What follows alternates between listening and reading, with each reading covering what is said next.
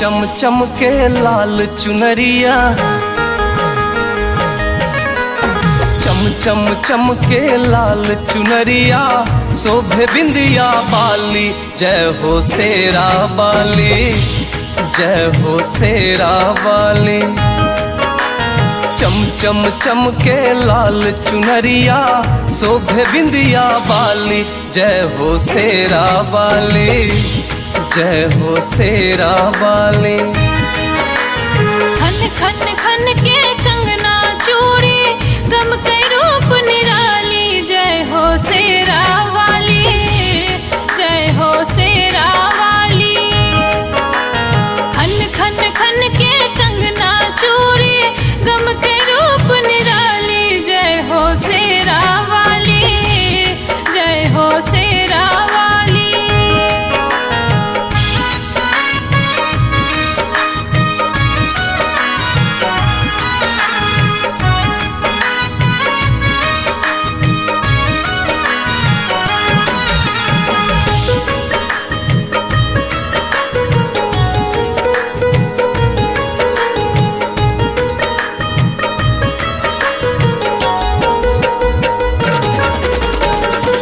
एक हाथ त्रिशूल माँ के, दूजा में धेने कटार है।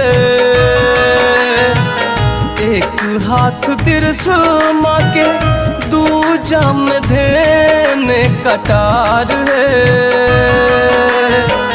गर्दन में शोभई देखियो, मुंडक न मोहर हार है।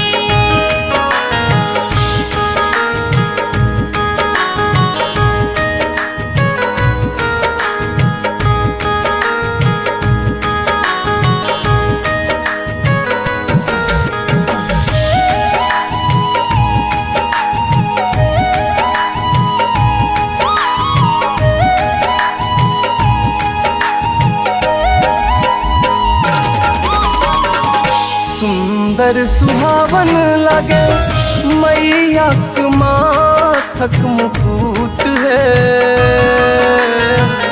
सुंदर सुहावन लगे मैया के माथक मुकुट है। मनवा लुभावे माँ के कंचन काया अनूप है।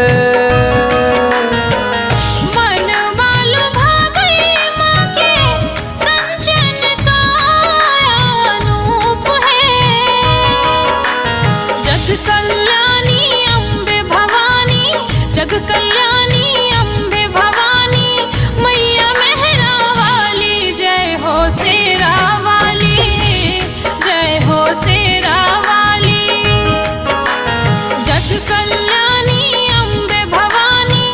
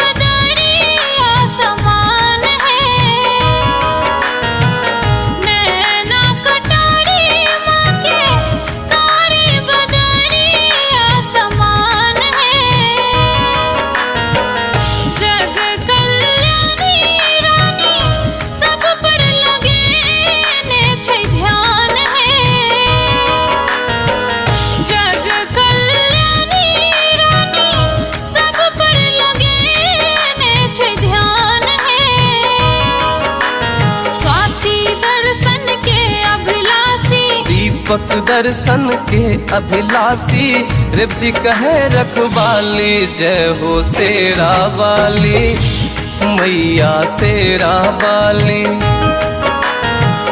खन खन के कंगना चूड़ी गम के रूप निराली जय हो शेरा वाली जय हो शेरा वाली।